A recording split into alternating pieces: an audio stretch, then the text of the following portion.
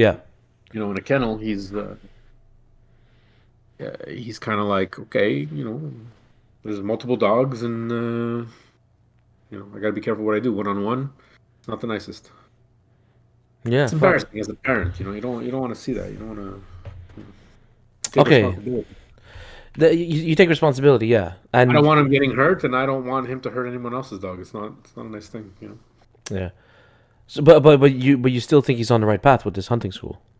Absolutely. Okay. No, that has nothing to do with anything else. He's Okay. uh he's a high uh he's a high prey drive dog, and that's what it is. So obviously certain things are they don't even play with their dogs. There's no toys in the kennel. There's no not even like one on ones. It's like there's no toys. You're there, you chill, you come out, and then you get fed, and then you go home, and that's it. There's no you can play with the other dogs. If you're not good, you go into a separate kennel, and that's it. Like the trainer, he knows what he's doing. Very impressed with him. Okay. And that's okay. The fact that they don't play with the pups, right? People have this notion, and myself included, where like all dogs should just play together and bring your dog to a dog park, and that's all accidents happen in dog parks. Majority of accidents that vets have to deal with is the dog parks. People don't realize that's not we're like people. Not everyone gets along with everybody. We're Hmm. we're human about it. At least we're more rational to be like, listen, I don't like this guy. I'm just gonna stay away from him. Dogs are not. Dogs are like, bro, you're in my face, and I don't care that if you're a bigger dog or smaller dog. I'm gonna tell you that you're in my face. But that dog might be like, okay, fine, whatever. I don't care. I'm gonna leave. Hmm. I'm bigger than you, but I don't care. I'm gonna leave. Or the other dog's gonna be like, this is unacceptable. I gotta defend whoever. Maybe my master, myself, and I don't like this, so I'm gonna fight back. And next thing you know, shit happens. I never had that connection with any animal. If I'm being honest, you know. But No, and like I don't know how you grew up, but like I grew up around. We were a family of seven where I grew up, and because of our culture, my parents didn't believe in pets, so I never had pets around and that kind of stuff. So I was never able to create that bond with an animal, to really care for it or think of it like as a family member. Not saying I don't get why people don't feel that way. I'm just saying I never had it, so I can't sympathize, because I don't know what it would feel like. well, this is my first dog, actually. My first, Yeah. like my dog. Um, I grew up with dogs through other people, vicariously through other people that Hmm. I got attached to. Uh, Staying summers in the excuse me, Connecticut with my aunt. She always had dogs. One dog I was like so attached with. I would take her on walks every day. I'd feed her too many treats, so her poop was like different colors of the crappy milk bones. And my aunt was feeding her, and to the point where like she'd come up on the couch, and I didn't know she wasn't allowed on the couch, and she'd come up on the couch with me, and then my uncle would come down the stairs, and she would just jump down the stairs. She was super smart. This dog was never trained. My aunt never trained these dogs. She just put up an electrical fence, and that was it. And there was no training, whatever. So this dog was really smart, and like I'd point at the cat. She always had cats. I hated these cats. I would point at the cat, and this dog would like attack the cat, not to Mm. kill it. She would just like push the cat or bite the cat or whatever, and the cats hated this dog. I was like, it was the first connection I ever had with an animal at that point. And You guys bonded on your dislike for oh, these it was cats. it was It's, I'm a young teenager at this point, and I have no idea. Like we'd go on walks. It would be raining. I'd come back. I'd dry her off. She would sit there. I'm like, this dog just listened. Mhm. She just listened to me. It was very weird. I never had any issues like come here, don't come here. Okay, come on the couch and pet and sit and eat, and Yeah. it was like what every pet owner wants for their pet. But it was like, and then the week after I left, I called my aunt and I said, hey, how's sorry about that. I thought her name was I think her name was Katie. Believe it or not, I don't remember the name of the dog. It was so long ago. I think her name was Katie. And she goes, oh, she ran away. And Oh. she goes, I don't think she ran away. I think somebody took her. She goes, a lot of people around here, they see dogs, they take her. And I felt really bad because I had taken her off the property, off leash. She followed me. We went to a ravine.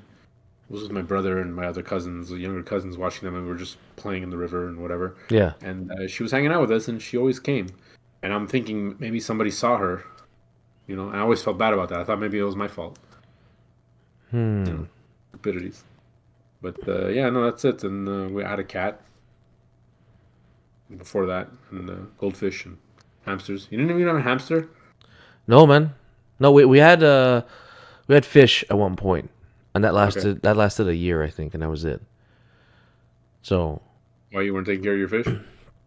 oh, there was a lot of us in the house. We took care of the fish, but I was extremely young. I think I was in elementary school, Oh, okay, okay, okay. and I remember I was very upset that this was the pet that my parents chose to get us, a fish.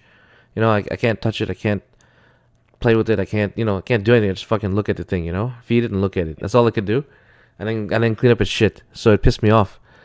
And I remember one day I was playing with it, and I insisted on petting it, you know. And but at the same time, when I was young, I was a little shit. Like I was scared to touch fish. Also, you know what I mean? Mhm.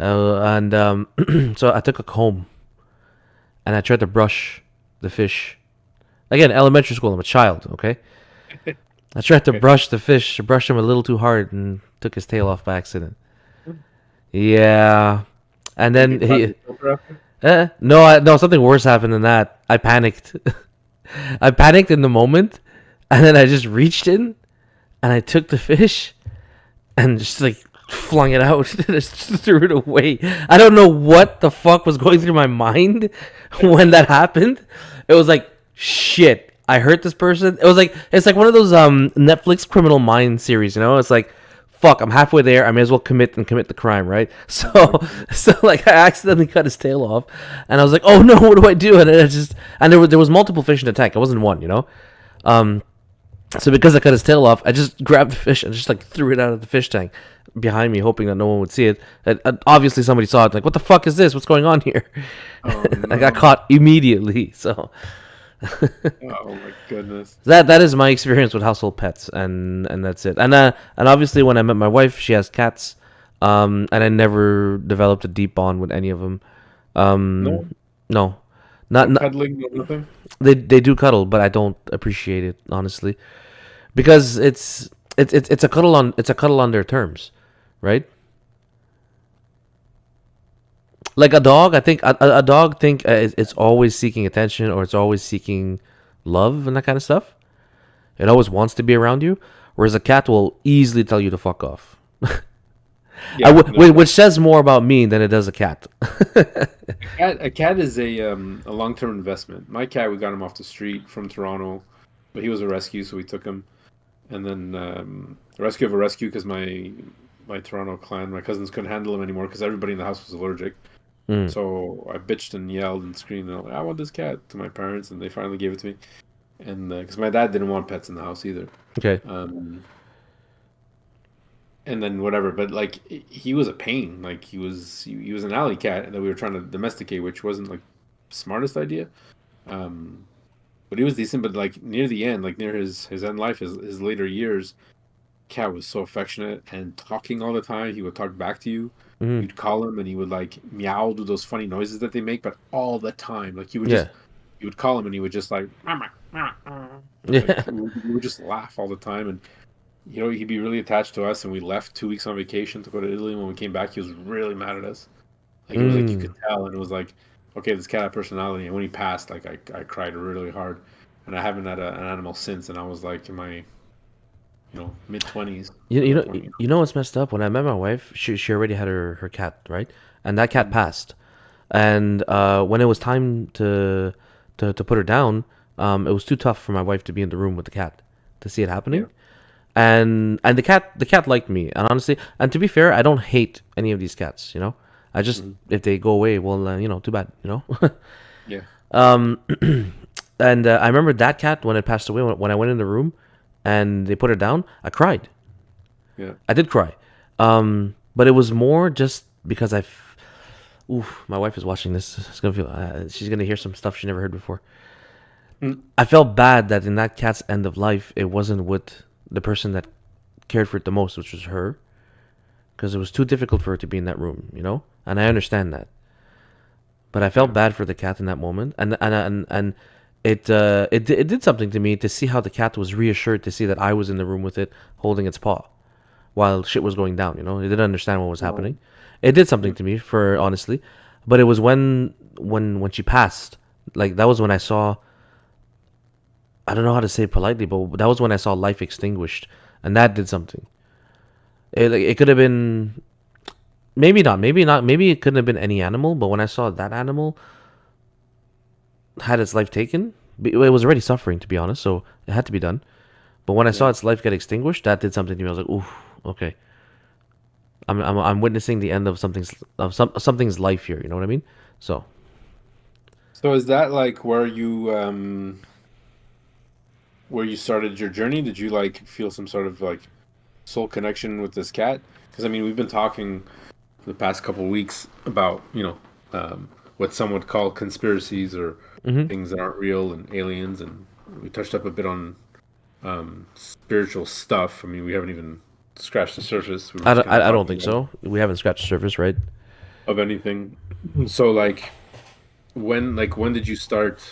Because when we met, it was like, okay, we're just shooting the shit and whatever, and you seem kind of like not woke, because I mean they're using that word wrong, but awake. hmm When you use the word awake, you kind of see all the stuff that's happening, and like, hey, this is kind of like not just governmental stuff. So like, when did this like happen for you? When was the change? Like, when did you realize that there's like a rabbit hole of stuff to start going down?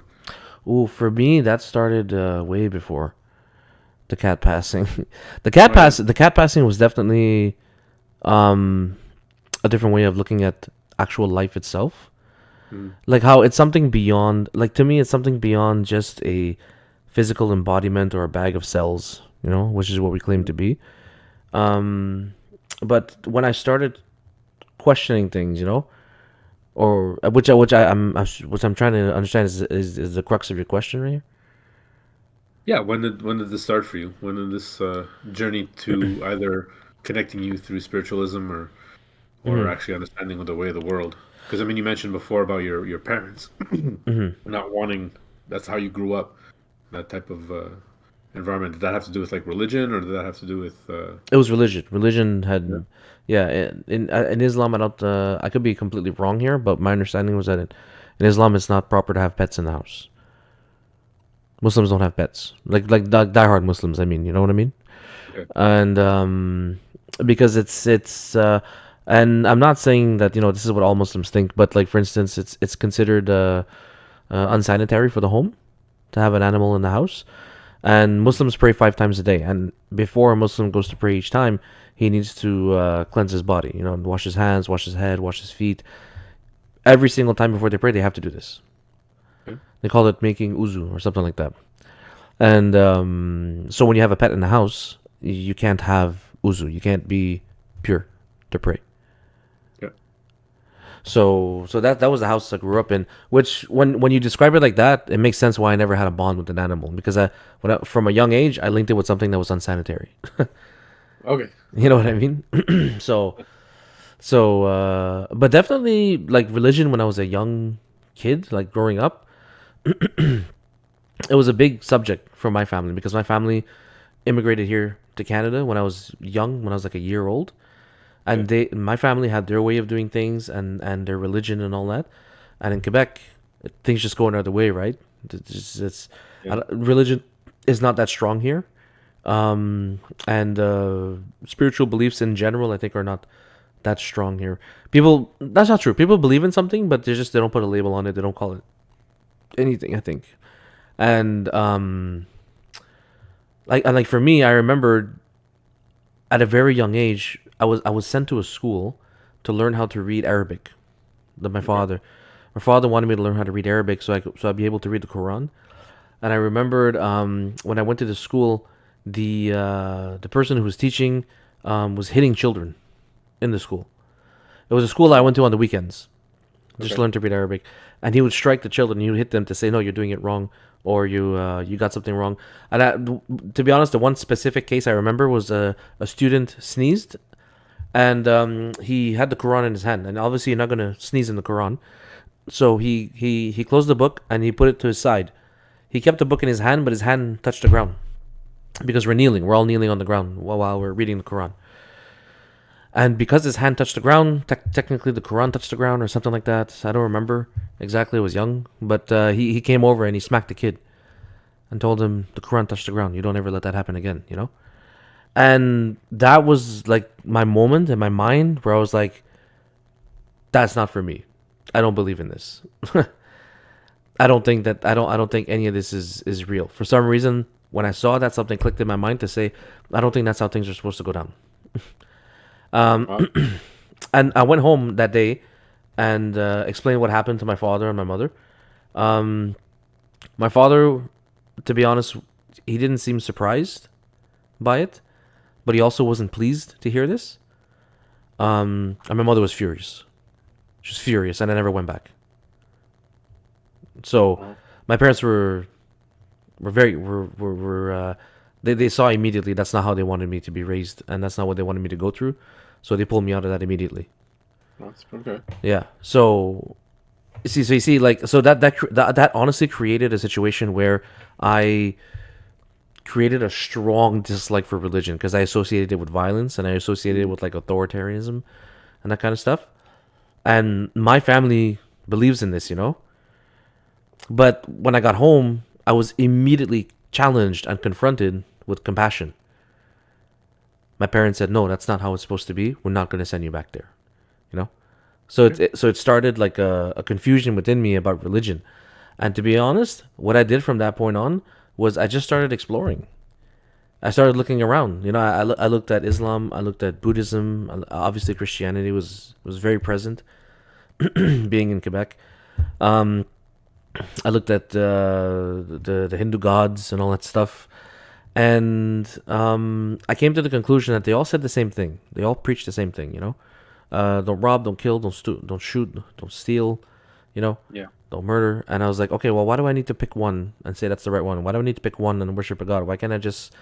Because if I'm understanding all these books correctly, they all say how as long as you live by these codes, not none of these books say, you know, worship me, otherwise you go to hell.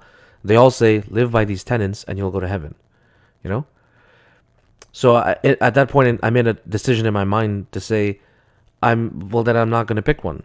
Like I'm not going to put a label on it. I'm just going to live my life proper, and I don't have to say I believe in a god or I believe in a religion or I believe in some specific entity. And hey, I want to live a good life anyways, so I'll just live a good life. And if any of this turns out to be true, then hey, I lived the life you wanted to begin with. You know. Pretty cool. So in terms of like religion, that's it. All started from that day in the MCQ when I saw a child get struck for religion reasons. But when I started questioning like everything around me, like what's being told to me is true and all these kinds of stuff, like a lot of people, for me that started with 9/11, unfortunately. Yeah. So 9/11 was the thing that made me I saw it happen and I was like, wow, it's like someone shot the sequel to Independence Day. This looks strange, you know. And Yeah. then some documentaries came out really not long after that, that I got into, and up till today, I still don't see any answers for a lot of the questions that were in that documentary. And and then again, like there's things that are conveniently not discussed or not known or not talked about, like Building 7 and all these things. And so, That yeah. That's pretty much the biggest crux of it. It's like, what? Wait, what? Like, not to mention that crash looked nowhere real, and that building free falled. Okay, fine. You want to argue metal burns at a certain rate on that day because the gravitational pull and you know, fine. Building mhm. 7, 2 blocks away. Like that's the one that gets everybody. That's that the wa- one that you're like, it can't be. It can't be. Okay, well, explain Building 7. What's Building 7? The third building that went down, 2 blocks away. mhm. Whoa! Why did that one And then when happen? you show them the footage, and there's You didn't only even have to show them the footage. no, but when you They show, look it up on Google, and it's like, oh, because of the debris, the building was damaged, so that building fell because there was damage. yeah. Okay. And so like when I looked at when I got into that, like Building 7 and stuff, and I saw the news footage, and in the documentary I was seeing there was a demolitions expert who was showing continuous footage of the demolition jobs he did over the year, and you Mhm. could see like the arch that they create to force a building to cave in on itself. He says that doesn't happen naturally. Like we have to specifically place explosives in a way to make that arch happen, so we know where the building's gonna fall, and that's exactly what happened to Building 7. You could clearly see it, and I'm like, I don't know if I trust the news anymore.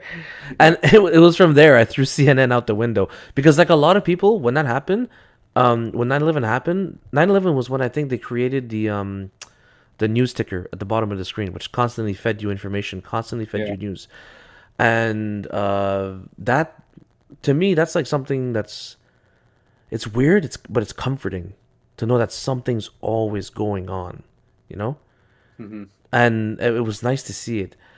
But as I started deep diving into things, and I was realizing, okay, this news ticker is it's it's it's designed to be comforting because it's propaganda.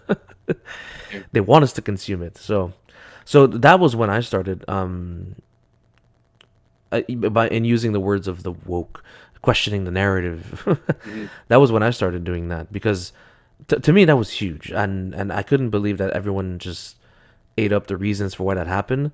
And as I got older and the wars progressed related to that attack, it got even more confusing for me. It's like, wait, but you're saying that this person did it and he's in Afghanistan, but you're gonna go to Iraq first? Like, it was, I was just like, wow, what?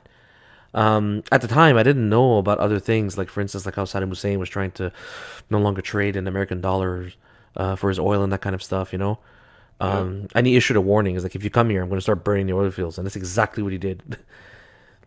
He's like, if I have to trade in your currency, I'm just going to burn my resources. That's it. So, um, Well, that was the switch, right? First it was Osama bin Laden, and then all of a sudden it's like, boom, we're back in Iraq. yeah, What are you doing in Iraq? What happened to Osama bin Laden? Why are you going after? This is your daddy's war again. yep. Well, you know. And it's funny. Up till today, no one will ever bring up that question again. Well, what happened to those WMDs? Like, where are they? You had such firm intel that you destroyed a whole country for it, and where are they? You know, it makes no sense. It makes no sense. And to be honest, the more of it that I consumed, like like the more I specifically the United States when I dug into like the warmongering that went on, when like okay like this is an unfair comparison here. Well, not unfair, but like it's a very naive way to see things. But like for me, World War II was like the good generation, you know, the men that wanted to help, the men that wanted to do good, and went over there and they fought, you know. And I was like, yo, America was the good guys and all that stuff. But then when you started digging and you see the politics behind it, you're like, oh my god, you know, they instigated it to their own extent, you know, like they pushed Japan to a point where they had no choice, you know. Granted, Japan was with the Axis, you know, they Yeah. they made their decisions or whatever, but yeah, you poked the bear because you wanted a response from the bear, and then you look at like the Vietnam War, where it was just a war that was like deliberately set on, and it was created to last long, you know, for their projects that was going on out there, and there was that entire incident that was, correct me if I'm wrong, but it was proven false, the the riverboat incident that started the war, the Gulf of Oh, I have no Tonkin, idea. the Gulf of Tonkin incident. A U.S. patrol boat was shot up and destroyed, and killed some American soldiers in Vietnam during a peacekeeping mission before the war started, and that was the event that started the war. And then it was discovered that actually never happened. You know, I don't know about that. and then you have 9/11, the Iraq War. There was the Iraq War, I think, in the 90s. Yeah. But I'm not familiar with that one at all. I was way too young.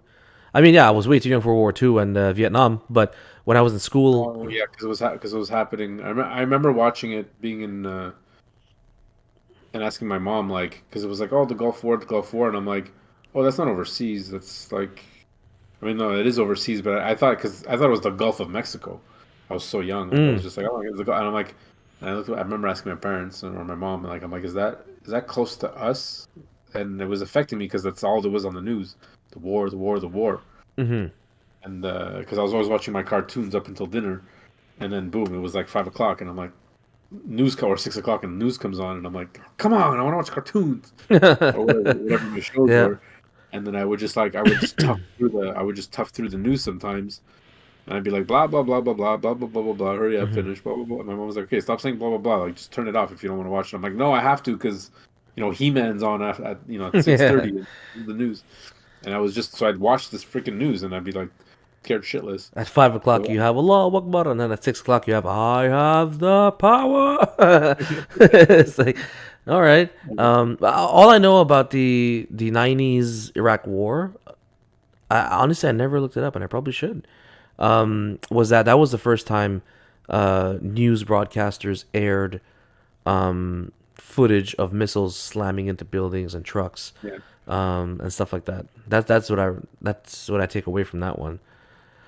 So like after doing some research and consuming all this information, and then to understand like why is it like this, and then you start looking into the Federal Reserve and how it was created and how it functions, and to be honest, it bogs you down. It's heavy, you know. yeah. It's heavy to consume all this stuff because, and I'm not saying that everything is tied together in a perfect bow, and it's like there's one dude sitting at the top saying yes, type that. You know, it's not how it works. You know what I mean? Yeah. Well, not that I think. It seems like though when you start unraveling everything and you start realizing stuff like, Hmm. how money was created, what was created, 70s, we got off the gold system. It's like you kind of turn around and be like, how did we end up here? Like this should have been stopped back in the day. As soon as the money went off the gold reserve and money was no longer a Legally tender. note, a legal tender of a note that represented actual gold, actual wealth. Hmm. After the 70s, you could not trade in your money for gold. Right. And when I found that out, I was like, wait a minute, we could have traded in our money for gold? That makes so much sense. But now we can't. So why are we still using this money? Oh yeah, that's a great way to control people. That makes more sense. But people are like, Yeah. no, because the ball's rolling. The Yeah. ball's rolling. I And don't you want to cut see, you off. I yeah. have to do this because I keep forgetting to turn off my snare, and every once in a while it buzzes and it drives me up the wall. um. So after when I consumed all this stuff, it bogs you down. And I Yeah. to be honest, I don't know what bogged me down more. The fact that I was starting to ask questions and looking into things and just trying to find my own path to figure out what is going on in this life. Hmm. If that was bogging me down, or if it was that I felt like I couldn't talk about it, or I felt like when I did talk about it, people laughed, or people would say, "No, no, you're full of shit. You watch too much TV, you watch too much news, you read too much crackpot books, and stuff like that." And it's disconcerting, it's dismissive, and it bothered me. But to be honest, um, a lot of things that I saw or looked at came to be. They're either written in history or what was where we thought it was going is what came to be. It's actually I'm taking it now like as a better feeling, right? And it's like the proof that we're not crazy Hmm. because see, it was opposite of my position. My position was I was a loudmouth in high school. I didn't give a shit about anything. I thought everything was just hunky dory, no consequences hardly. So when I started learning about this stuff, I was like, oh, man, I gotta share it with everybody. Like, school is a place for learning. School is a place for people who are open minded, just like me, because everyone has to be thinking like me. And like, yeah, okay, people are coming in dressing okay and dressing like this and dressing like that. And it's like, care less what you're like. People, really focused on that, and I kind of didn't really care to a certain extent. Obviously, I say that now, but like back then, maybe I was doing my hair a bit different or making sure my clothes were a little, it's always like in the middle. I wasn't with the cool kids, and I, you know, couldn't really hang out with the geeks, but I was kind of like in the middle. Yeah. And I remember just telling friends like, "Hey, this is what's happening. Jesus, Christianity, blah blah blah, spirituality, blah, blah, blah. Everything was happening all at once. This is how it is. And like, come on, just do what I did. Like, just read this book, and you'll see it too." And people are like, "Yeah, you're fucking mental. You're," and I was like, "What? What, guys? But look what I found. Like, so that credibility kind of, with the friends that I did keep over the years, kind of like preceded me. Hmm. So I'm like, okay, whatever. Let's go to parties, drink, and talk about aliens. And people are like, oh, you're crazy. Aliens can't exist. And we have these debates. And I'm like, but if you just read or saw what I did, like, you would see that it is a possibility. Like, Yeah. I'm not crazy. Hmm. And I would look around the room and like everybody would be disagreeing with me, or people who did agree with me say, yeah, well, aliens could exist, but they're not here. They never came to our planet. And I'd have these stupid arguments, Yeah. like the closest star that we can even communicate with is like the Vega star, and I'm like, that's assuming that another alien species would have our technology. If people are visiting us, clearly they have higher technology than we do. Like, this is something that you have to accept. You have to accept that you Like don't understand this. exactly. So it's Mm. like to a certain point where like this is what makes it interesting Hmm. because of these people's reports. No, they just wanted to write a book and crop circles are fake, and it's like, the fuck is going on? I'm like, wow, I'm surrounded by people, and this is like high school level, entering college level. These are like passed down brainwashed people Yeah. or not ready to accept certain truths people, which is okay because if you do your spiritual studies or um and you understand that everyone has a certain thing to learn at a certain time, so maybe at that point it wasn't the way, Hmm. and that's it anyway. So that was my experience. So it was funny you were saying that like you had to keep quiet. I was fucking blah blah blah blah blah blah, and I was getting rejected all the time. Well, So it's like I had to keep now quiet. it's a solace. It's a solace. Sorry to cut you off, but Yeah, like just to finish the point, and then as you were saying, um, you feel bad, but it's that reassurance now, and that's how what that's I it. get from it now. Now that we all see this stuff, and I'm like, and most of the time I'm like, fuck, I wish I was naive again. Fuck, I wish I feel back like in the movie The Matrix when he's like eating the. It's The like I steak. know Yeah. this is just information going to my brain telling me that the steak is juicy and ignorance is bliss, and I'm like, oh, okay, Joe Pantalone, I think his name or something like that. yeah, yeah, Terrific yeah, actor. Um, but yeah, no, you know what? Like you, two things happened to me. After I went down this rabbit hole, and yes, I kept it to myself when I was young. Like I felt like I couldn't talk about it because when I did talk about it, people either dismissed it, and moved on to another subject, or said they didn't want to talk about it. And I was a person that didn't want to, like, honestly, I didn't want to challenge people, you know. So I just kept it to I did. myself, and I kept it. I kept doing my own thing. But now today, two things happened. Number one, I saw that a lot of the things that I looked at, which explored the past and like not predict, but said what could happen in the future, some of those things came to be, and I'm like, wow. So these people are on the level of like theoretical physicists in my mind. Just want to add a note here from Static Terps. Side note: pigeons are government spies. Sorry, you may proceed now. You have no idea, man. You listen. Don't get me started with the pigeons. um, um, Well, look, let's but I just want to finish let's. the point real quick because the first Oh, thing, sorry. Go ahead, go the ahead. first thing was that the things that I read came to be, and that was like wow. And the second thing that I learned was that the people that dismissed me, the people that laughed, or the people that didn't want to hear what I had to say, um, it taught me that they assumed they had all the answers, and that in turn taught me other things, which was the brainwashing aspect that you mentioned. It's passed down. Number one, and number two, it taught me. It was a moment of realization when I said to myself, okay, so there's nobody in this earth who has all the answers. There's nobody who's ever going to have it all, and that's anybody who claims to have all these answers and final answers on these huge questions, is full of shit and just comforting themselves. There are people that are afraid to admit. There are people that are afraid to say I don't know. You know, Yeah, they're afraid to accept the possibility of anything. So no, hundred um, percent. so yeah. And I don't blame um people back then, friends, all young, naive, whatever. Even today, and I've told you this many times, I'm not a good explainer. There's certain things that I just kind of like see, and I'm like, that makes sense. Do a bit of research, practice it, Hmm. and be like, yeah, this works, and it works for me. So I don't have to worry about it. But to explain it to somebody or to like, I need facts and proof. I'm like, it's all there. Just I'm not gonna. I'm not trying to. This is Hmm. information is not staying in my brain. I Hmm. can't name you every fucking person that's seen an alien. I can't name you every goddamn incident. I can't name you the names of like half the authors that I read that I remember that like really, touched me or moved me. So it was hard to have backing evidence, and where other people were like, yeah, but we had this, and the Earth is round because of this, and the Earth is flat because of this, and boom, boom, boom, boom, boom, and I'm like, you're just spitting bullshit. You're good at spitting bullshit. It takes me a while to rebuttal, and it's like, okay, well, if you want to wait, we can actually have a debate about it. So that was my issue. So people were like, it was easy to discredit me. I would discredit me, be Hmm. like, well, yeah, okay, you're making these claims, but your gut feeling doesn't make you right. You know, and Absolutely. I still struggle with that. Well, struggle. I mean, that's just how I am. And it's served me really well, myself really well because certain things that I would see or believe in, whatever, either one they come true, and I'm like, okay, self gratification. I don't need to make a party about it. Or two, in a spiritual sense or practice or even just health, and it works out. It's like, oh, well, my gut feeling worked. and I Yeah. got the answer I needed. So, but that's not for anybody. That's just for me. Mm-hmm. So you learn to let go of your ego eventually, which I still have a lot of. But Mm-hmm. so there's stuff like that. But that's interesting that you bring that up and keeping it and growing up how you did, and obviously 9/11 for the conspiracy stuff and the spiritual for the cat.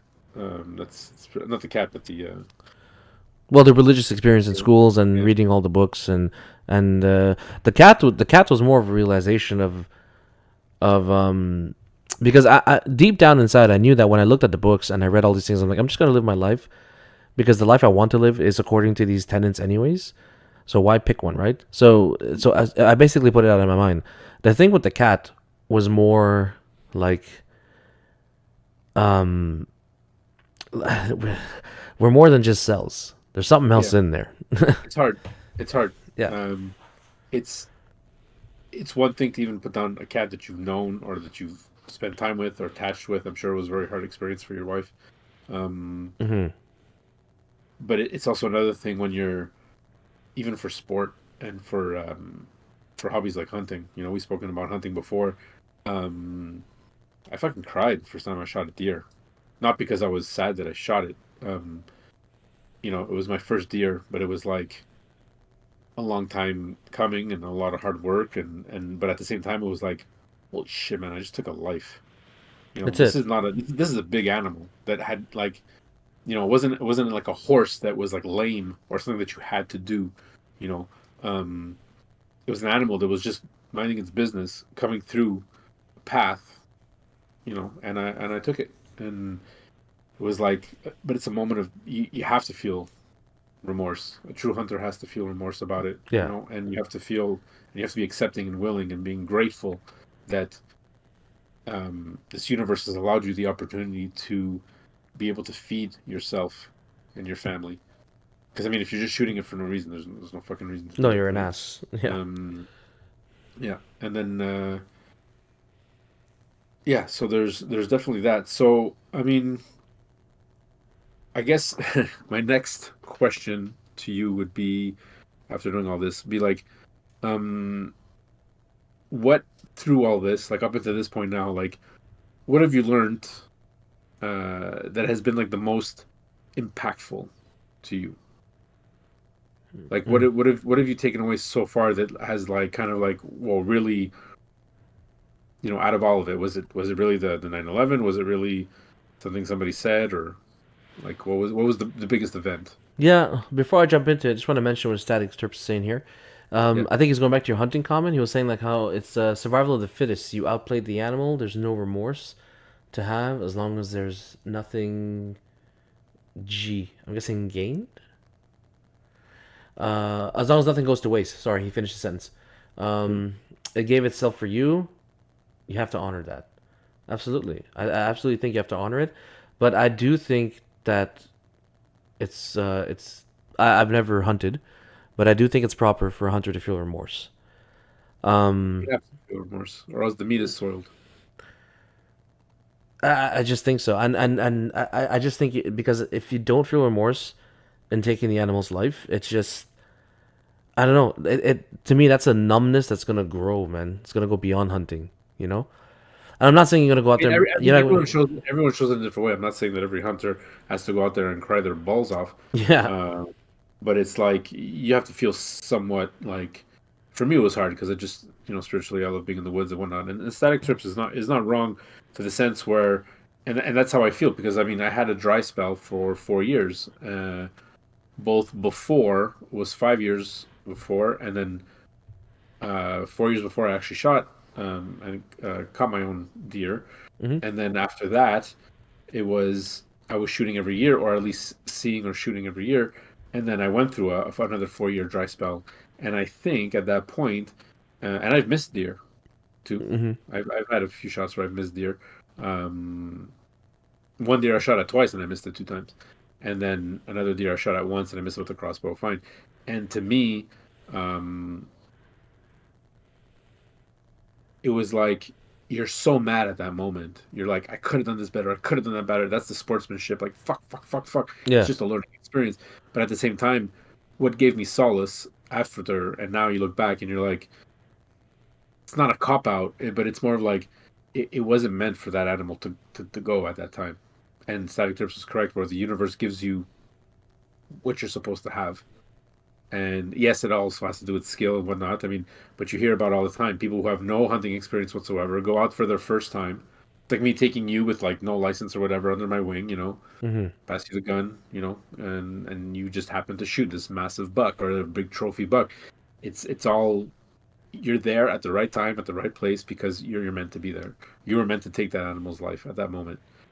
You can Mm-hmm. turn it into a sport and call it what you want, but these animals coming in and out spiritually, this is just what I believe, Yeah. how I understand it, and that's what it is too. So, Static Tips is right for that sense where you shouldn't feel remorse, but at the same He time, if you don't, then you're missing the lesson. no, but he also says he continued after we started talking. He Yeah, said how remorse, yes, but not regret. I think that's what he's trying to say actually. no, there's no regret. And he said it's There's to no, feed yourself, your family. It's more humane than grocery store meat. He says, I guess as long as it's to provide and not the fun of killing. If you want to shoot just to shoot, there is skeet or target practice. Yeah, absolutely. yeah, Yeah, and yeah. bears are fun to shoot for no reason. If you go to Australia, you can shoot cats. There's a mandate to shoot cats out there. In Australia, Yeah, yeah, there's just because they're overrun. yeah, there's too many. There's too many. It's like wild boar in Iran. Yeah. Wild boar in Iran. You just on the back of a truck. It's like okay.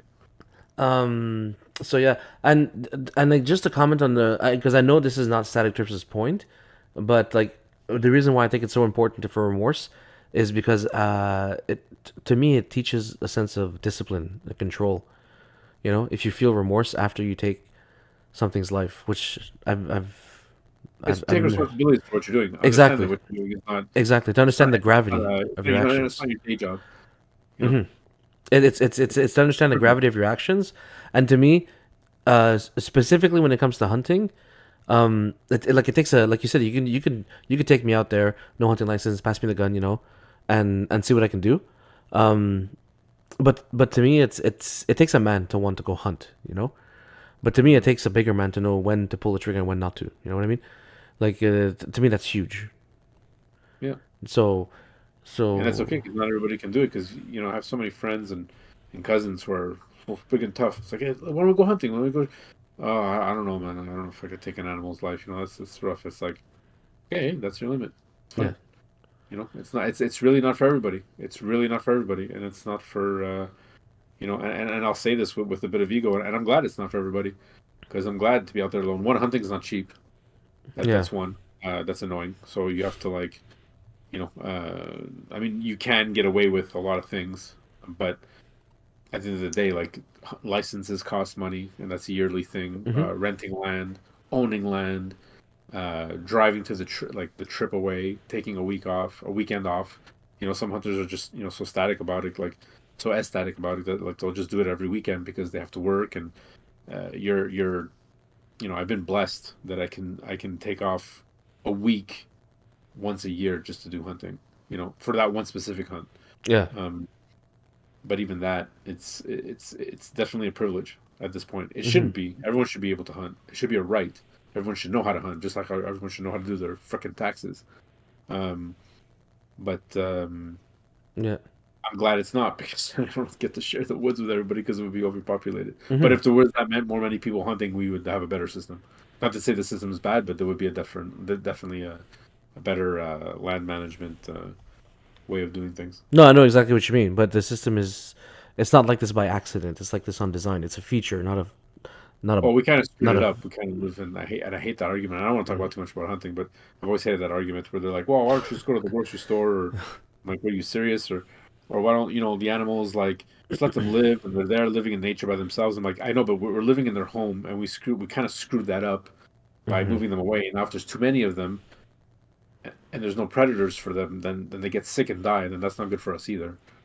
Yeah, they could So they could like it's poison they could poison it's an water. They actual like can you have to work yeah. not ecology, your ecosystem Yeah. first. Static terps as some people um have a hard time using doors, so hunting is not for everyone. There you Absolutely. go. We have a new visitor here, Mats. Not sure who that is. He says, "I'm here, dude. Can I tell you my best joke?"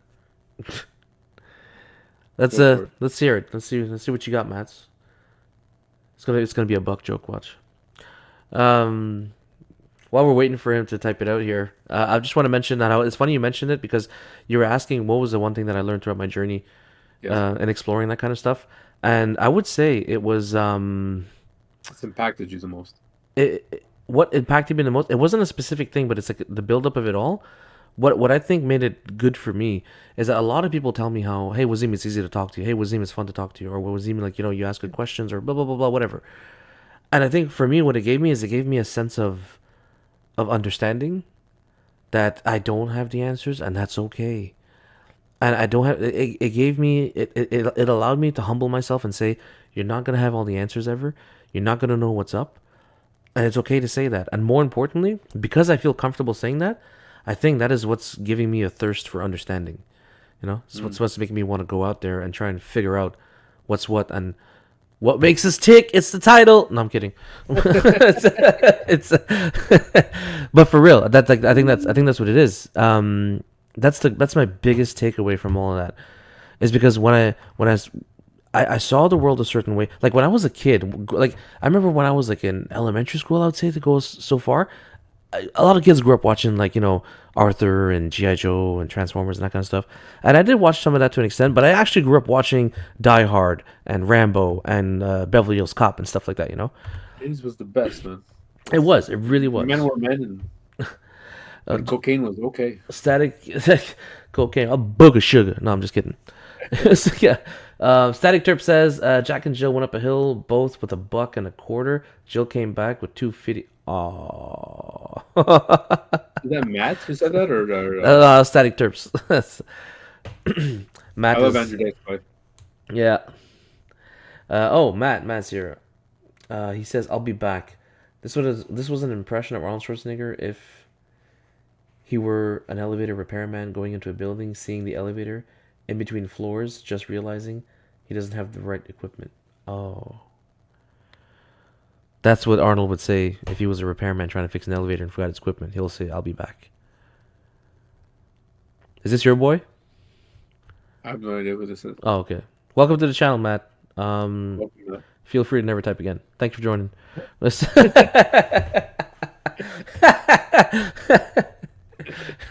I like it. I like it. I like those deadpan jokes. The dad jokes and the. Well, that's not even a dad joke. Like dad jokes are funnier than that. I think it's a deadpan joke. It's just one of those jokes where, it's like it's basically telling you go fuck yourself. So Yeah, those crickets. You better edit in some crickets. yeah, yeah, Matt. Let's hear it. You got a second one? Let's go. Let's hear it. So while he's typing up that one, yeah. So that was my takeaway from it all. It was like from so like I said, like my experiences from looking at like I grew up watching Beverly Hills Cop and Die Hard and those things, and what that put in me was, hey, I want to move to the United States. I want to live in America. I want to do this. I want to do that. Really? Yeah. Never wanted to move to the United When States. I was a kid, I did. I was like, "Yo, if this is America. I want to go there." I was blinded by by the candy in front of me on the screen. You know what I mean?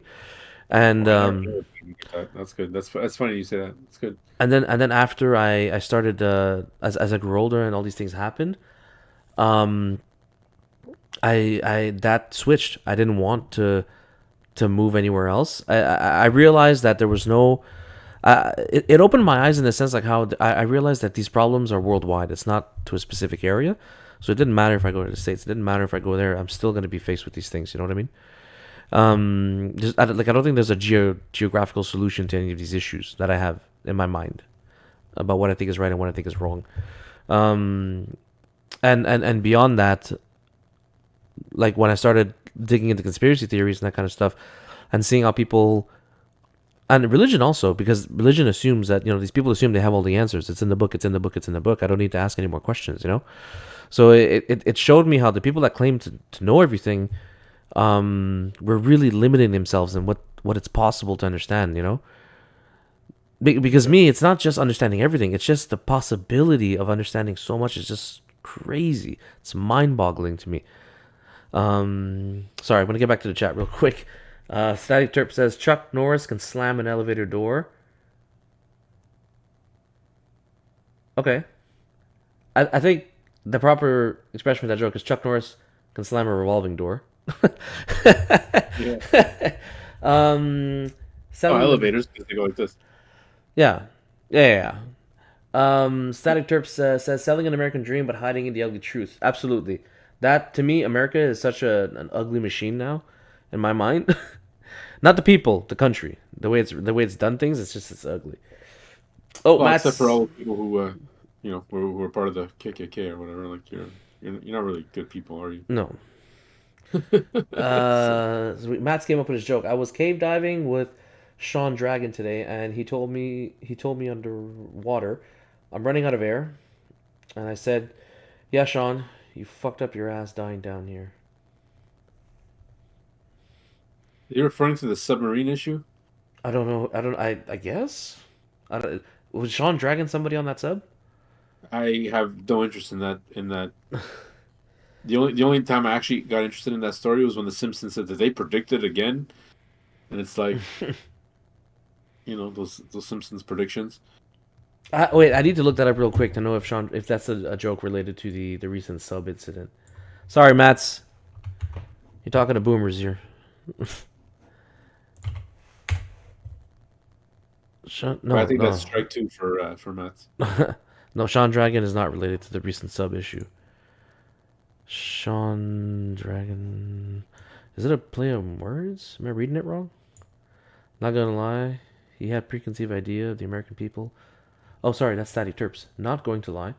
He had a preconceived idea of the American people through media, TV, and etc.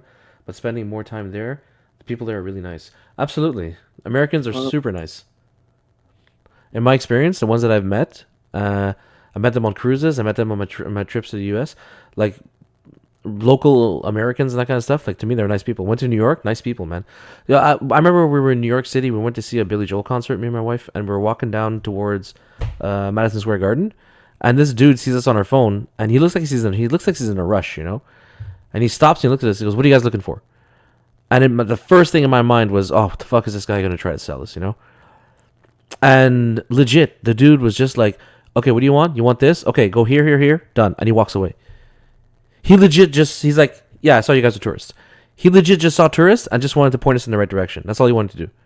I was blown yeah, away. I was blown away by that, honestly. I did that. I was with my ex at the time and her younger sister, so it was very I was trying to make sure that they didn't get like taken advantage of or whatever. Same thing for with us. And we were walking and we are like, oh, we're going here, here, and this guy's like, hey, where are you going? We're like, oh, we're trying to get to the Liberty boat, the Liberty's like, okay. He goes, I'm actually going that way. He goes, follow me and just keep going straight, and like I'll tell you where to go.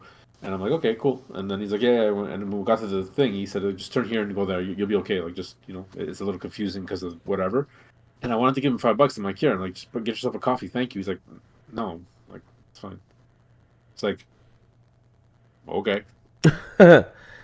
Considering that the night before I had this experience where we were in like I think we were in here what the hotel was, and there was like a liquor store, and I went into the liquor store, and they got the full glass, they're like higher up, full glass, everything's behind, and Hmm. there's just like a white guy and a black guy, and they're talking, and I just get to the counter, and I'm like, doo doo doo, and the guy's like, we don't, and the white guy was funny because I don't know if they were in like some sort of deal because the guy like had cash and he was giving it to that guy and the black guy, and they were going back and forth, and and then the white guy turns to me. He goes, "We don't serve white people here."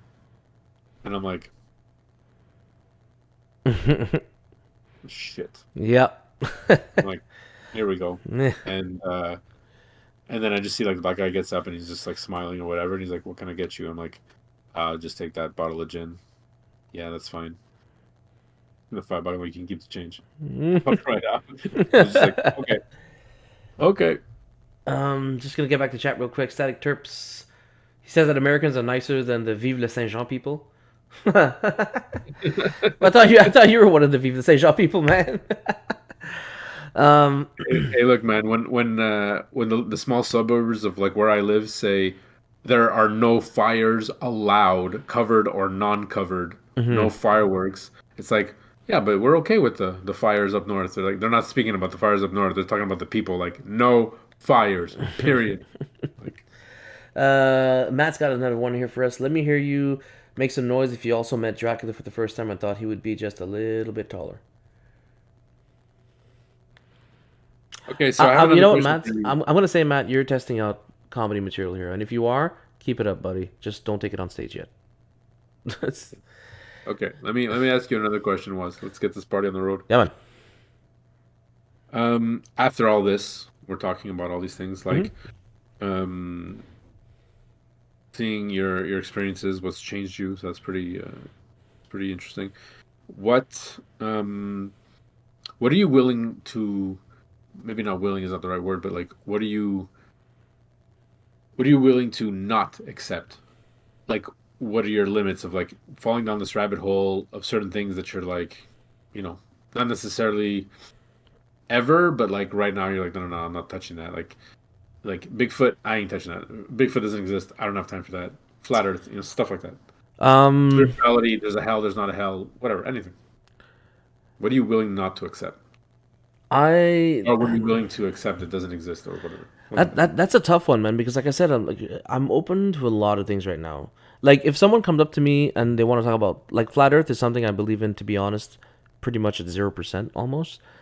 And but if somebody comes up to me and tells me they're a flat earther, like, oh, okay, I'm curious, I got questions for you, and I will legitly approach that conversation with the possibility where you can change my mind on something. You know, Okay, so then maybe what I mean is more like, what's your limit? Like, where's you know, my, at this point, what are you like? No, no, no. This doesn't make sense, and I'm not even gonna bother keep yeah, researching this because I don't want this. Like, I uh, don't. I really believe that this is like BS. just want to point out, Mats, thank you for the follow, much appreciated, brother. um, so where I draw the line, I would say, is when I hear things like how let's say I'm looking something up and it's a fucked up situation, whether it's money, whether it's politics, whether it's religion or whatever, and that the sole motivating factor behind what's happening is, oh, they're trying to kill us. Like that to me is where I kind of stop. I'm like, I don't buy that, and it's gonna be very hard for you to sell me on that one. And it's not for good reason. It's not because I believe there's good in everybody, to be honest, but it's because trust me, like the people who are pulling the strings, and the people who are calling the shots, they're not doing it because they want to hurt you, or they're not doing it because they just want to get rid of you because they think you're garbage or whatever. Like they need someone to pick up their shit. They need someone to flush their toilets. They need someone to. They're not going to kill their slaves. That's not how it works. They don't want to do this work. They need us. You know. So I don't think for one second that they would do this. Like for instance, like okay, like COVID is a very good example of this recently, where some people said like, oh, if you take the jab, it's them, exterminating us. Some people actually believed that. Some people thought that. And I said to myself, that makes no sense. Like, why would you kill your workforce? Like, do you want to go and dig your own pool now? Is that what you want? Well, maybe No. they're just trying to shrink us down. It could be a form of population control, you know. But to say that they're just flat out there just trying to kill us all, I don't. That's something where I draw the line. I don't buy that. Hmm. Like these people are, it's so. It's fun. It's funny you say that because for me, it's more like, no, that's exactly. Excuse me. That's exactly what they're trying to do, and at the very least, keep us depressed. Keep us And depressed and keep us occupied. yeah, keep us depressed, keep us occupied, and to nullify or to really cull down the numbers. So, if you just even look at stats, like it's funny you say that. It's like, oh, okay, well, I kind of not that I don't agree. I'm like, okay, well, it's interesting. Hmm. Um, just the stats on daylight savings times, where that 1 hour, um, where we lose that hour, we get one less hour of sleep, heart attacks go up, Hmm. and it's like it's such a stress. You're We talking don't about daylight even savings. daylight savings, yeah. Yeah. Just that 1 hour. So that's one thing. Um, the jab we spoke about it. The first they didn't have enough. There's no way they had enough vaccines. They had them ready maybe, but there was no way they had enough of those vaccines um, In that amount for of everyone time. to be injected. So a lot of them were placebos, and then the second jab was less placebos, and we have the VP of the ex VP of Pfizer coming out saying this, and you can look up your batch number if you still have it to see if you were part of the placebo group or not. Mm. Now is this guy completely off his rocker and just made up these stats? But you know, he's there saying this is what's happening, and that's open information.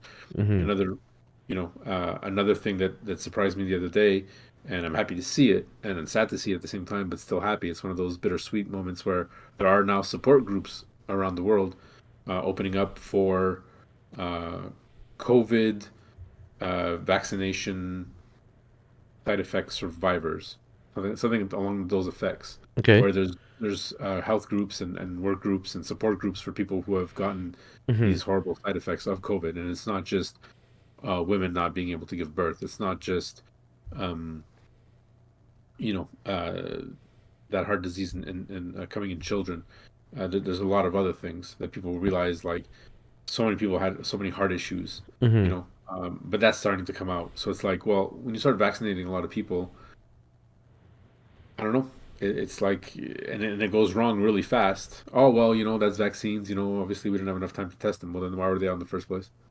Absolutely, It's and not a solution. and like I'm not gonna say it was all bullshit, but I am safely on the side of saying like how No, I don't think we've seen the end of this. I like the end of those of the repercussions of all that. You know what I mean? I don't think we've seen the end of this at all. no, that's just Um, just want to catch up with the chat. Sorry. yeah. Static Terp says there are flat earthers all around the globe. Nice. Uh, Matt, take notes. Matt, take notes. yeah, here you go. He also says, "I agree with you, Waz. If there is only 1% of us, 1% of us, who's going to bring the dollars?" Okay, he's going back to the discussing like trying to get rid of all of us and only keep themselves alive situation. Yeah. He's saying Well, he says, but eliminating the middle class is real. yep. Top earners and bottom earners become providers. That I do think. I do think they're trying to wear down or minimize the middle class as much as they can because the middle class is where the thinkers are. I hate to say it like that, but that's where the thinkers are produced. Because the people that have it all, Not if just, yeah. like It's not just if you're yeah. born into everything, you're less likely to look into things. And if you're born into nothing, it's so much harder to look into things. You know, the middle class is where I guess it's just easier to explore those options, and that's a threat to the people that want to profit, right? That want to put profit over well-being of a Well, we're the society. majority, right? Yeah, we're the majority, and you need to figure out a way to control them. And the middle class is slowly being eroded, like it's being But it destroyed. helps with this economic bullshit that they're pulling, and they're trying to bring this digital dollar, which will force people into surrendering. Excuse me, surrendering. And when you start putting financial stress on families, well, they have less and less time to actually start talking and discussing about, well, wait a minute, how do we do this, right? How do Hmm. we start this revolution? And I think the truckers really need to um, get back together and do what they did in Denmark and start their own freaking government. The truckers or the It's farmers? well, the farmers in Denmark, but the Yeah, truckers here, yeah, you know, and it's like, how did we not arrest Trudeau yet? Like, this just doesn't make yeah. any sense. That Like, blows my it now blows my. they're laughing in our face, like they're just, I saw this one guy who was talking about it, and he was just, he's like, look, he goes, they're telling you what they're doing. He goes, Mhm. even the fraud, the elections, everybody knows that the elections were frauded. Like at this point, there's more people that know and understand than the people who don't believe it, who are just like, no, I hate Trump, but it's like, so you support Biden? Well, so it's like, okay, um, it, it's they're laughing at us to be like, we stole the election and we're gonna steal it again. So we don't care who runs Mhm. Trump and this and that, and so there's this whole thing like stop following Trump and stop following Polyev because in Canada here, because the election's going to be rigged anyway. So no matter what you vote for, Yeah. Quebec is going to get PQ, and that's just what it is. And then But like I feel like Canada has slid down such a slippery slope, and it's sad to see where we are now. Like it's disappointing. Static Terps, I'm gonna get to you. Don't worry, brother. I just want to make this point first. So I think it's really sad because like I see videos now on TikTok of Americans saying, "Thank God we don't live in Canada." That's fucking depressing. I told you what I said earlier, how growing up I wanted to live in America and so on and so forth. Yeah. But then as I started digging, I realized, no, fuck that. I don't want to go to America. And now there's videos out there of Americans saying, wow, thank God we don't live in Canada.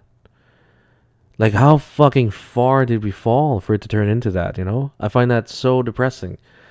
I find that so sad to observe. Um, Yeah, and but I gotta meet that person who said that, that American who said that, because most Americans also think that we live in igloos. So Yeah, that's kind of true. I remember my brother-in-law. I remember when my brother-in-law came to visit. He asked me where the igloos. I'm like, nah, man, you're not gonna see any of that here. He said, I knew he was in the Marines, but anyways, it's, um, but yeah, no, it's sad to see how far we come. It blows my mind that Trudeau is not somehow in the process of stepping down for what he's done, or behind bars, or in on trial for everything that's happened so far. And I flat out think that within Parliament, to not answer a direct question should be like a fucking red flag on play, like a flag on play or something. Like, okay, we're gonna stop the conversation here because you can't answer a basic question. You know, um, it blows my mind. Just want to get to what Static Drips is saying, because earlier we were talking about how the distractions that they're putting in place and that kind of stuff affects us. How daylight savings, heart attack rate goes up and that kind of stuff. Static Drip was mentioning. Can we also talk about the fact that stores used to be closed on weekends, then on Sundays, and now they're open every day of the week? This increases workload, stress, and many more things. I agree with him on that to an extent, but at the same time, I a part of me wants to blame the system for that, but a part of me wants to blame us for that also. Like if you want to go on Amazon and purchase some paint for your car and you want it tomorrow, you better make sure your store's fucking open every day of the week. You know, if you want that type of service and you want that type of satisfaction, you need that much work to be done. You know, if everyone wants next day shipping, if everyone wants to order food on their phones, like if you want to go on an Uber something or you want to order skip the dishes, well, guess what? There needs to be a driver available. The restaurant has to be open in order to make the food for you and deliver it to you.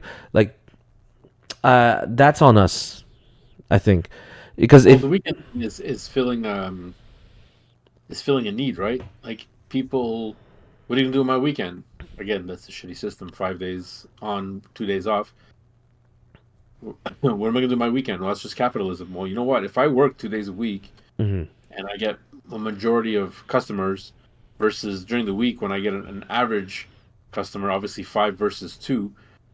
But like on a weekend to be like, well, if I open up a shop and I put it directly in the middle of downtown or somewhere where there's always a lot of people because everyone's gonna be here on their weekend spending their time, well, come to my shop, come to my restaurant, Yeah, it's business.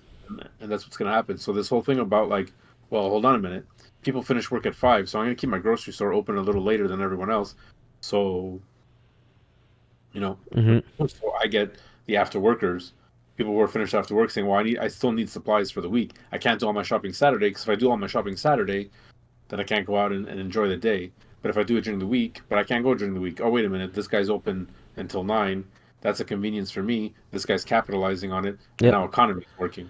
So it's kind of like a supply and demand type of thing. That's So it. I I think do agree it's. and disagree to a certain extent. There's, you know, everything that we actually need to be open on the weekends and after work is not kind of like government services. Mhm. Uh, I wish I everything I wish I could go pay for my fucking registration on the weekend. that would be a more convenient time to do it than during the week and taking your day out of work and telling your boss like, okay, well, I got to be in late because I got to do this, and Hmm. it's backwards if you ask me. Yeah.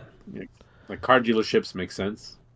You know, Well, restaurants make sense. everything that's like crucial to the economics of your life, which is governmental situations, like whether it's renewing your license, going to some office for to get approval for something or whatever it may be, um, can't do it on the weekends. It just makes it that much harder for you.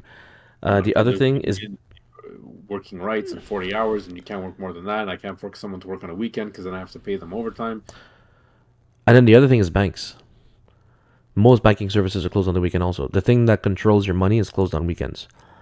You know, so it puts a great economic stress on the everyday person. Also, You know, because like at the end of the day, let's say for some reason you let it, you didn't renew your license, you didn't pay your registration, you didn't get the license to approve the renovations for your house on time or whatever it may be. And you said, "Fuck it, I'm still gonna start doing it this weekend, or I'm still gonna drive this weekend." You're driving with the stress on you now, you know, Yeah. for absolutely no reason, for something that shouldn't be a problem to pay or to get done. And then on top of that, the people that control your money, or the people that you trust to control your money, say, "Yeah, no, we're not gonna give you much service on the weekends. We're sorry," you know. So I think that's fucked up. I think I agree with Static Terps on the point that how, like, you know, like retail and all these other places are open on weekends, or they're strictly looking for weekenders to work for them. Whereas government and banks don't have to fulfill that need as much. But I do think it's a supply and demand thing. I think it's on us. Like if we can relax on our how do I say this? Like like on how much we consume, whether it's media or food or goods or resources or whatever, then yeah, everything doesn't need to be open on weekends anymore. You know. Static Trips also says this could be a planned crisis to drive mortgage rates up. People will not be able to pay. Banks will repo and sell the land, and now the government can buy back the land, etc. There are so many possibilities.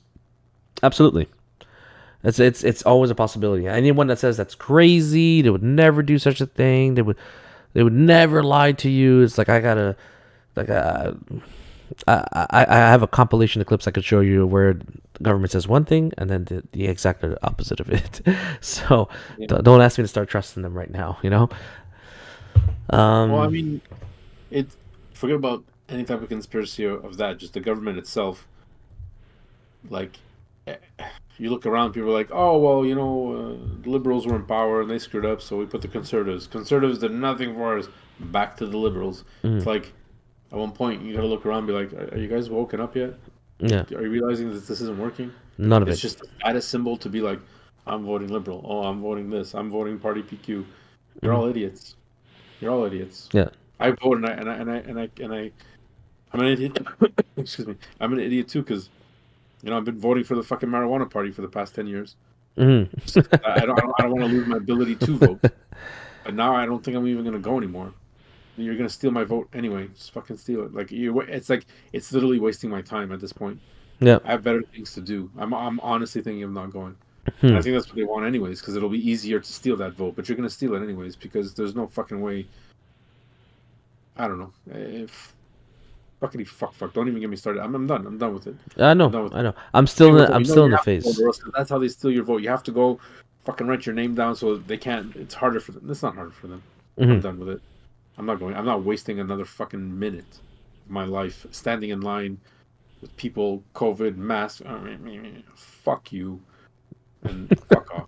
Like I'm done God with. Like damn. I don't know why I just got upset, really upset with that. But it's like, wow, what a waste of government. I got to stand in line for a lot of other things, and I got to stand in line to be like, I want this guy to ruin my life. No, I want this guy to ruin my life. Yeah. My taxes haven't gone down since I started. I don't understand how my parents did it. I don't understand how my grandparents did. Well, I can understand how my grandparents did it. They didn't speak a word of English, so they never voted. But I don't understand how my parents did it and how other people are doing it after all these years. I'm 42 years old. Been voting since I was 18. Since I could vote, I was voting since I was 18. Yeah. Nothing's fucking changed for the better. I'm right now. I'm still in the phase where I'm not voting for anybody I like. I'm voting for a lesser, in my mind, what I consider a lesser evil. That's all it is, which really sucks because I think there's nobody good out there. You know, there's nobody good. There's nobody honest out there because it's a busted system that we have. You know, and I really hate to quote Joe Rogan here because I'm not trying to do a copy paste of what this guy says, but he says it's fucking weird how we allow people to dictate our lives, and the way that we do it is that we have a popularity contest. You know, Yep. like imagine if you have like fucking visitors from outer space show up and they said like, "Yo, bring us your leader," and it's like, okay, like why are you the leader? He's like, "Oh, because I'm popular."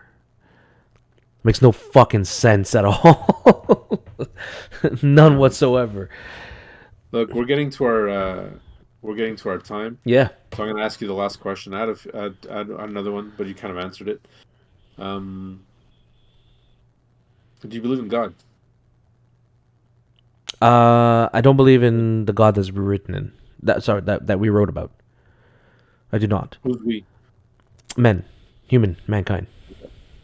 I don't believe in anything that we wrote in the books. I don't believe. But if you're asking, do I believe in a higher power? Do I believe that um, there's someone out there trying to guide? Okay, if you, it depends on what your definition of God is, honestly. Because if your definition of God What's is, your definition of God? I'm asking you, brother. how you gonna put me on the spot like that, man? But if the definition of God is somebody that will guide you, somebody that will protect you, um, somebody that will show you the way, no, I don't believe in that. If your idea of God is it's a it's simply a creator and that's it, maybe I can't say no because I don't know. Um,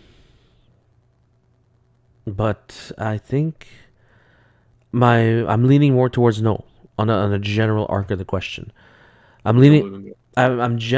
I'm generally I'm leaning towards no, but only. But there's still a part of me that's like, I can't, I can't approve it. And I don't. It doesn't bother me to not have that answer. To be honest, Do you think we are God? I think that's a possibility. I think that we could be the consequence of a series of actions which made us the creators. You know. Um. Who do you think It, created us? sorry. Who do you think created us? No answer. Like, I have no answer. Do you think we came from apes? I do believe in the theory of evolution.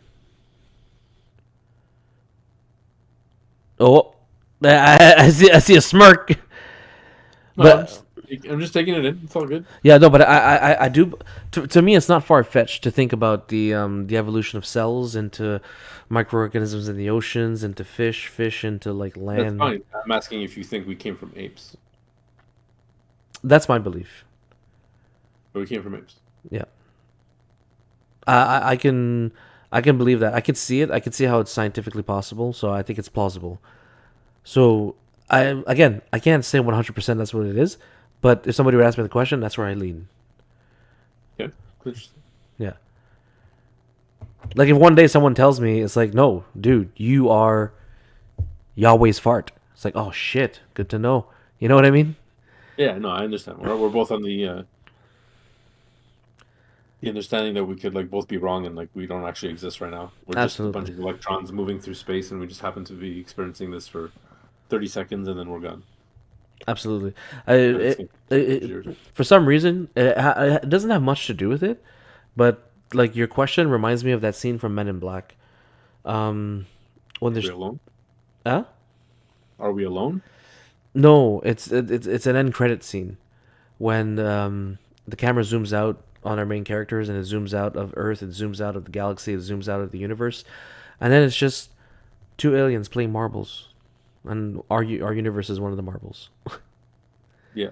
You know, and when I saw that scene, it struck me. I was like to me, that is not in the realm of impossibility. It could be a possibility. You know, so yeah, but one thing I could safely say is that for me, God written in books, Allah or Jesus or Vishnu or Krishna and Ganesh and all the Hindu gods and all the other ones out there. To me, no. We wrote those to comfort ourselves. We wrote those to control the people. Um, because we needed to control the people to an extent. Does it mean the teachings are wrong or that they're lies? No. But I don't think that there's an actual entity with that name looking down upon me.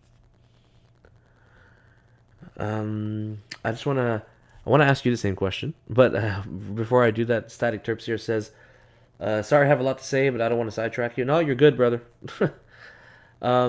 A theory said we were a rock flying through a black hole, and we all know what happened in a few seconds because a black hole warps time.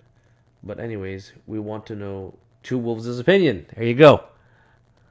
Who's that, Terps or Matt? It's Terps. My opinion on what if I believe in God. Yeah. I used to think that there was one God, um, Well, and well, that well he created the angels, and okay, that's what I wanted to get to first. Before you answer, yeah, like, do you believe in God? What is your definition of God, if you have one? yeah. I was gonna like lead into that. Sorry. No, no, it's okay. Um, just to kill two birds with one stone. I used to think it was one person because I mean that was the Catholic studies Mm-hmm. that I grew up with, doing catechism and communion and confirmation and all that jazz. Yeah. Um, and I'm like, okay, there's a God, and He's powerful, and He created the angels so they could communicate with us. They're here to help us to a certain extent. Okay, fine.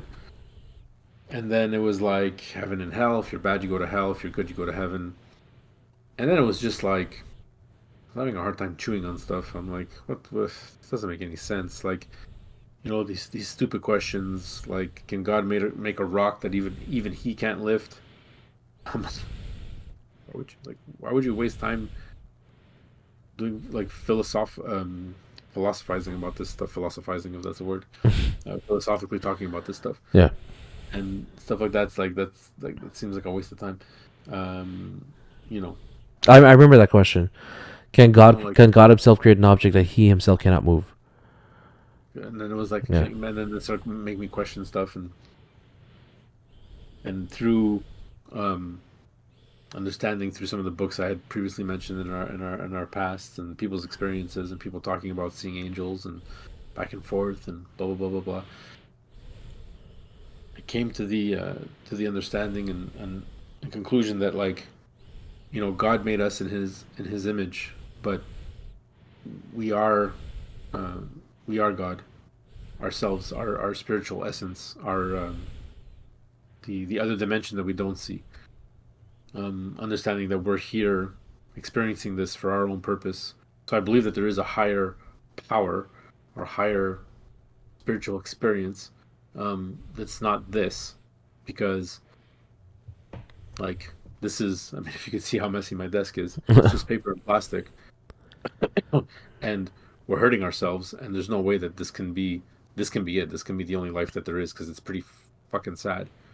I mean, don't get me wrong. I'm really happy with my life, but I'm just like there's got to be a better way, Mm-hmm. you know. Uh, and once you start looking at the universe and how that's created and how beautiful that is, like the energy of being in love or having love for your cat that you didn't really like, but you still felt a connection to. Why? Just fur with cells, like you say, on the table, but you had a connection to it. That touched you. Mm-hmm. Little things touch us, and we forget about that. Things affect us emotionally and how it makes us feel. Smog outside. Um, I was depressed a few weeks ago.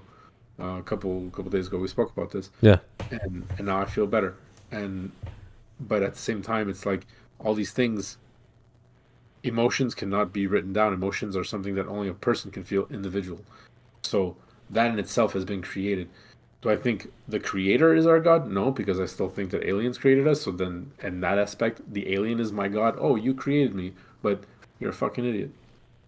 So I'd rather not believe that aliens are my God in that aspect of it. If you think your creator's that, Mm-hmm. because then if that's the case, then you should respect thy mother, thy father, because they're technically your the first creators and then the next creators and Yeah. then so on and so forth. The universe is alive. The universe is constantly growing. It's constantly expanding, regardless if it's another marble within a marble within a marble. Our universe that we know it and that we can see in this dimension is there, and it's growing, and it has a lot of information and energy, and that it's bringing to us because there's a lot of hidden truths out there, and there's a lot of ways that we can live our lives. I'm very paraphrasing a lot of stuff here. I'm just kind of just saying what's in my head, Yeah. but without really explaining it. But um, the information is there through stuff that I've experienced myself. So through that spiritual growth and understanding that everyone is here for that reason, for that purpose, and my experiences, I've realized or come to understand for myself that we are God. We are the universe. The universe has information for us to grow. Has information for everybody to grow. Whether you're an alien, whether you're Wazim, whether you're me, whether you're Static Terps, even Matt, even Matt, has, there's a message out there for you that you've put there for yourself so you can continue growing. That's the only thing. So that's the only higher power that I believe. That I believe that there's more than what we are now. All this podcast, it means nothing. It means a lot, but it means nothing in the grand scheme of things Yeah, I because get we're what you're still saying. Yeah. traveling. So even those lizard people who are living in the earth who are trying to control us because that's just who they are, they're just dicks, Hmm. they're still going through their channels as well. We're just caught up in all this. And that's what I find so fascinating and amazing because that's just that itself is bigger than life to understand that there's extraterrestrials or other beings visiting back and forth and like and they can't touch us for whatever reason, for whatever our story is, which is an amazing one still, because we're still alive today, and we're just this big, very small in a bigger world, and we're trying to break free, and it's coming, it's coming. This fourth understanding, this fourth Earth is going through its change, its final change. Well, maybe not the final change, but another change, and like a lot of people are waking up, and it's literally the movie that I hate the most is Avatar, but it's that it's that awakening of those people realizing it's not exactly Avatar, I understand, but like 'cause Avatar was a shitty movie. It was done. Just watch Fern Gully. It's a way better movie with with Robin Williams. It's a way better Yeah, movie. Or Dances with Wolves. The same shit. And I that is believe a good even the movie. Last Samurai, who happens to be Tom Cruise, because only Tom Cruise can be the Last Samurai. Um, you know, understanding another culture and waking up to it and being like, oh, we're being oppressed, but no, we can fight back. It's our story. It's our story that keeps repeating itself. And that's what we're living now, and people don't realize that. And that's and all this greatness. And when we die, there's something else. It's we go back to where we came from, our original energy. Right. Just look at your hands, man. You don't even have to be high. Just look at your hands. What the hell? Like we're here, we're walking around this earth. You know, so And there's got to be something else. Consciously, I love things. I love my wife. I love my dog. I love you. I love my family. I love my hobbies. I love where I live. Love is not something that can be explained. Love is something that you just know you have it, yeah, and that in itself is where we're reaching to because it just feels so fucking good. and it's Just strange because sometimes you just can't help, you can't understand why it is you love something or someone, or you just it's inexplicable. You're like, I yeah. don't know. I'm hooked. I'm attached to it, and I can't let go. It's really strange how it's something that we can't get a grasp on. Like there's no science behind love. You know what I mean? No, So you love who you love, and then and to me that's like if you can't grab into that and go with it and understand that there's more to it. I mean, and that's okay because maybe that's not what you're meant here, what you've come here to learn. mhm. So it just makes life so much easier. So much like that's once you understand that, it's like I don't have to be stressed about anything anymore. Yeah. Fuck, okay, well, interest rates went up. I'm paying more than I was, 2 years ago on my house. Hmm. Okay, well, as long as I actually just don't sit on my ass and do nothing about it, you got money coming in? Yeah, I do. Okay, so you make things work. It's okay. Uh, You just gotta look. You gotta understand that everything comes in front of you for a reason. Everything is planned. You're not gonna put yourself in the shits unless karma has put you there because you're a bad person, and you can always change. And suicide is never the answer. Never. and if I could ask you this, because you're saying like there's like a sense of catharsis that came with this realization, how you felt a weight lifted off your chest when you started to understand these things and ask yourself these questions, right? Versus somebody who believes that, hey, this is it, this is the one life you have, it's the end, then it's nothing, you know. Um, does a part of you think that you could be wrong about this? I hope not. You hope not. Okay. I mean, I Um, could be. I mean, I could be. And I mean, I have this conversation with people who believe that there's nothing left and there's no, there's no. That's it. We do this and that, and then my question is like, well, if you really truly believe that, then why are you being good? Like, we could at least go rob a bank. I mean, it's hard to rob a bank nowadays, but I mean, you know what I mean? Like, it's like, well, why be nice to people? Well, it's nice to be nice. No, it's nice because you feel good, and you're not focusing on that. You're just focusing on like, I don't want to. I'm not ready to open that door yet. yeah. I'm not ready to open that door yet. Like, it's kind of like My limit, what you were saying before, about like, no, they're not out to kill us. Fine. No, there's more to life than just this. You want to say that there's nothing, we die, we're gone. Yeah, it is a possibility. It's always a possibility, but I'm not interested in wasting time philosophizing, talking philosophically about that. Hmm. But what if there's nothing? Because then it's like, well, then what's the point? No, There has to be absolutely, a point, right? There absolutely. has to be a point, and again, there has to be a point. Is just my brain saying that. What's my brain? My brain is nothing in the grand scheme of things, but to me, it's a lot. Hmm. And things that I've experienced, you have to, because you're gonna catch yourself in that loop. Like right now, it's that loop. It's like, yeah, it could be nothing, and I guess, do I really want to Well, like quit my job the like the tomorrow and stress out my wife to be like, what are you doing? You're quitting your job? You know what I mean? Why would I do that? but the reason I'm Why would I? asking that question was because, like, Yeah, how, for instance, you found your solace within this journey of yours, yeah. and the Still way trying. Perfect. you're finding it, though, Yeah. that's a hell of a lot more than what a lot of other people are doing right now. Um, and I think I have a little bit of a different approach to it and a different perspective on it, which is I actually take solace in accepting that I don't know, and there's a very strong possibility I will never know. You know, I What th- happens after we die? You mean, yeah. or in general? Uh, I would say more towards what happens after we die, or or for instance, the question of a soul and that kind of stuff. Like it might be it might be something that I'll never get the answer to in my lifetime, and I just have to. I take solace in and just thinking that, you know what, I at least I can ask myself that question, and the question itself is beautiful. So if I never get the answer, then so be it. And because I can accept that, that gave me solace. It gave me comfort. So everybody approaches it differently, Yeah. you know. I just want to see here, static terps. Maybe when we die, we go back to the loading lobby. Yeah, I don't We think do. I don't think there's a spawn time. It's like,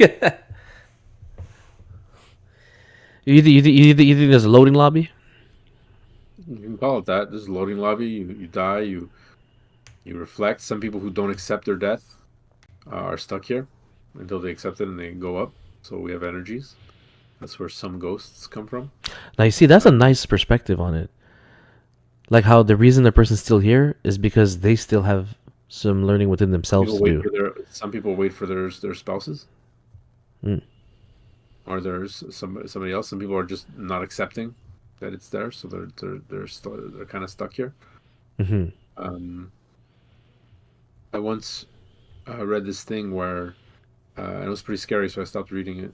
I forget what it was, honestly, but it was like someone. It was they were describing where we're living as a game. And there's like levels, and the game is kind of like that Rick and Morty episode where they're in like the arcade or whatever, and Morty goes into like the life machine, and he lives. And the game is that you live out a full life, and Okay. he ended up being like some tire salesman and whatever, and ended up dying of cancer. Like later on, he had one kid, and he wakes up. He's like, "What the hell just happened?" He's like, oh, you got pretty far there, Morty." He goes, I'm surprised you only made it to the. I wasn't expecting you to make it past your 70s, but dying alone in a whatever in a the ward of the cancer ward. He's like, it's not too bad. I had lesser hopes for you. So it's like, what? This is a video game. It's like, can you imagine? I don't know. It was a real like, well, that's a game. Hmm. So this thing that I was reading was that people come in, but you could lose everything. Like people who are stuck here, right? So you Yeah. think about those people like who die, and it's like the movie Ghost. It's the same thing. It's kind of like that, where you die and you're just like you're upset and you don't realize that you're dead. And um, What Dreams May Come with Robin Williams was if you have to be awake for that movie because like it's not that it's boring, but like if you're not into that stuff, so many great experiences and people who have passed away and come back, Hmm. who passed away like near death experiences have also explained it that way. I don't know if you ever saw that movie. I really have to give that movie a second chance because I saw it when I was very, very young, And my dad Yeah. said we rented the new Robin Williams movies, and Robin Williams to me was Jumanji and Mrs. Oh yeah, no, Doubtfire, this The is a Robin Williams movie. Birdcage. Not what people were expecting at all. No, this is not that kind of movie, and I liked his more serious movies too. You know, Yeah. so I need to give that one another chance. If I remember the premise, it's about a man who passes away. He learns that his wife is sent to hell or somewhere else, and he's trying to Yeah, figure out how to help her. his wife killed herself earlier because they lost a child, Okay. and then so she goes through depression, kills herself, and then he dies later, and then pretty interesting because Hmm. and well, whatever, he goes through a lot of things, and I wouldn't mind watching it again. We could do a review on it. We could watch it like together and do like a thing, A collage, or yeah. for the next one, or we can go back to watching those shows we got to talk about there. The last Oh, the one that we BitChute watched. guys. Yeah, the BitChute guys, and then if not next stream we can talk about Souls. If you Oh want. hell I don't yeah, know. I'd be down to talk about souls. Static Derp says he believes that we are energy. That's what makes our heart beat. So probably something about energy. Maybe we float through space like a solar flare, or nourish the earth, or just become the energy that makes a baby's heartbeat. Who knows, really? That's nice. I like that. You know, it's a nice way to look at it. It's yeah, like by when the flesh, the body dies and it goes back in the earth, it turns itself into energy which could nourish a person and becomes a Are you baby's talking heartbeat. about the weight of a soul? Have you heard about that? Me, no. A soul weighs like point seven something pounds. Oh, actually, I have heard that before. Because they say when you die, for some reason you lose weight, and they don't understand why. That And they're does. saying that's the soul leaving the body, so it's like point zero of something weight. They say like when someone's alive versus when someone's dead, as soon as you die, you I don't know how they tested that, but it was just something. Huh. I wonder if they took in consideration that all your muscles relax and you flush out your system when you die. No, Okay. they would usually I'm no, like kidding. at the moment of death, like you're on the operating table, and Hmm. oh, we lost him, and then I don't know. I mean, it just was interesting, and we'd have to fact check that. He says it's also a couple of volts. He said the same thing I said. He said you shit yourself when you die. Okay, yeah. So where everyone's thought went first. Yeah, but if you're lying slab on a table, let's get philosophical about this. You're lying slab on a table, and they're weighing you, and you still shit on the slab. It's still the same weight. It's not like the shit goes away. It's very true. It's very true. But those autopsy tables have holes on them. But anyways, it would have to be liquid shit. We're getting really detailed here. But you're not dead on the autopsy table. You're already dead by the time you get there, Not true. That's very true. right? But this is good, man. I, It I, was a I good one. really enjoyed this, and yeah, I think for the next one, let's let's review. Let's review some things that like the type of media that we consume that helps us form our ideas and the way that we see things. Um, I could bring to the table what I see, and you could bring to the table what you see. I would say let's try to for the first time let's try to make it short things, and Yeah, sure. we'll see how that goes. Fire podcast. Thank you so much, Static Terps. I appreciate it. Thanks, bud. How's your tooth? Oh shit. Is he on bed rest? I don't know. You had a procedure done today. So. Ouch.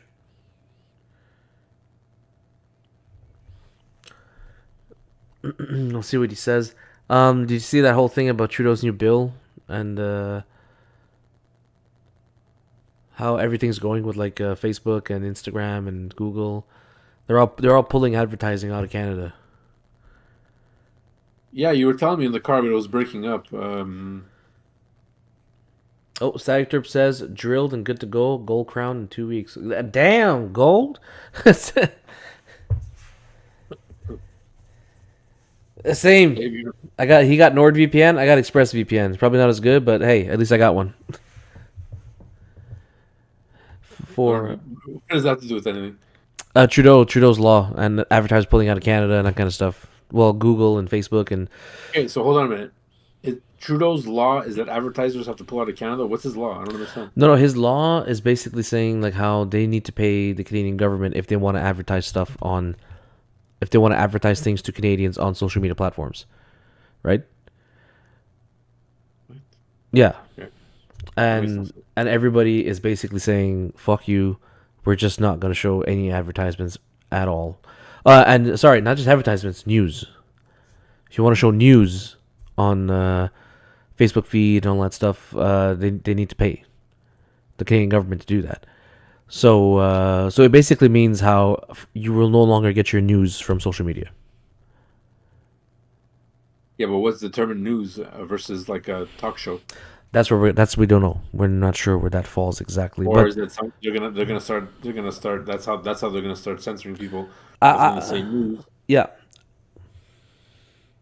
and like you and me are gonna start a talk show about like how he's retarded, and they're gonna be like, oh well, you're news, so don't be a fucking dick, man. You know I don't have that many viewers. He's like, yeah, Waz, put your Express VPN referral for the viewers. It's like, when I get the sponsorship, I will. Which is bullshit, by the way. There's no discount. I was upset, but I still took it. um, no, but yeah, that's it. I think this is a stepping stone in order to get people used to the fact that social media doesn't show you news. And after that, like everything else, you give them an inch, they take a mile.